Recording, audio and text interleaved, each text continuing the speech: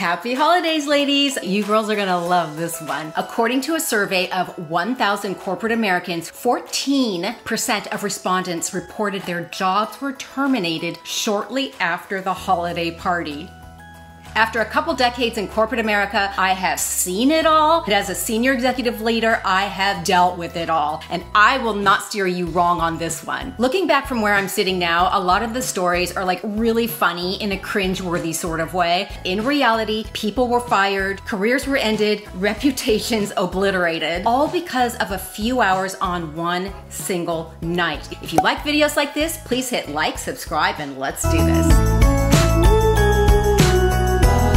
Don't get drunk. Most everybody knows this, but let me be very specific. Follow the 2-drink maximum rule, not minimum. Just following these 3 simple rules throughout your career can make the difference between an upward trajectory or getting derailed. It's also going to give you a leg up over colleagues who don't follow this rule, yet don't want to be the person on the pool table with the lampshade on your head. I know it's exciting, it's the holidays, we're all getting dressed up, but don't be short-sighted, especially if you want to be what we call promotable. When promotions come about, they're looking at you as a possible candidate. You want to show that you have good judgment and you know how to behave in certain arenas. Why? Because if you're promoted up through the company, you are a direct reflection on that company, whether you're in front of clients or whether you're in front of vendors. They want to make sure they're making a good choice. Don't give them a reason not to choose you. Number 2, remember, it's not a real party.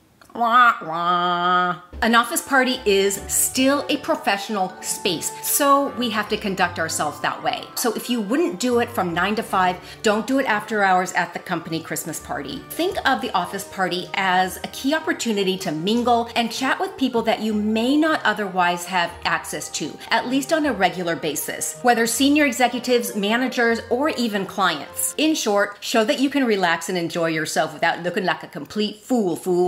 Avoid talking shop. Let me clarify. It's tempting to delve into office talk because that's usually what we have in common. Things like asking, hey, am I getting that promotion? Or, hey, were you able to send that report over to me? I checked my emails and I hadn't yet seen it, is a big no-no. It's just kind of a buzzkill. People are there to like relax and enjoy and unwind. I'd always get somebody talking about a hobby that they loved. For example, I knew that my CEO was an avid amateur triathlete. All I had to do is say, hey, what's your next event? He took the rest from there. It's really that simple. Just get somebody talking about a subject that they already like, themselves. Pay extra attention to the spouse, especially if that spouse is the same sex as you are. It's natural to want to talk mainly to your colleague. That's who you know and that's where you're comfortable. But you run the risk of being off-putting to that person's spouse and making he or she feel like a third wheel. You don't want to do that. In short, make it abundantly clear that you are there as a professional and you're not competition. You ladies know what I mean. My direct boss brought his wife to the office holiday party. I turned my body and focused my attention solely on her. I asked about her hobbies, I asked about her kids, and as it turned out, she and I both grew up in Seattle, just miles from each other. So we found common space and the rest of the conversation was super easy. He literally came to work that morning and went, hey, Victoria really liked you. She kept saying, I love Shelli Pelly. And I'm like, don't look so shocked.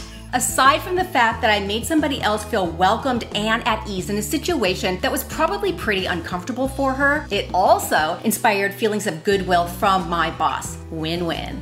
Number 5, dress appropriately. That doesn't mean turtleneck and full business suit with a pair of sensible shoes. It just means be mindful that it is an office setting, not girls' night out in Vegas. I will have several style videos coming out on appropriate holiday office attire. In short, listen, keep the boobs covered and keep the skirt, not ridiculously short to your crotch. Knowing that you want to be looked at as a professional, you want to be respected for your mind, your ingenuity, your strategy. Don't make an unforced error by wearing something completely inappropriate. Remember what we talked about with promotability. They want to know that you have the ability to exercise good judgment. Showing good judgment also means I know how to dress appropriately in a business this setting. Do not gossip or badmouth anybody, even if somebody else starts it. Notice, y'all, that a lot of these do's and don'ts can really stem from having too much alcohol. If you're a lightweight like I am, even if I have one drink, I'm probably more apt to share a little secret that I shouldn't share.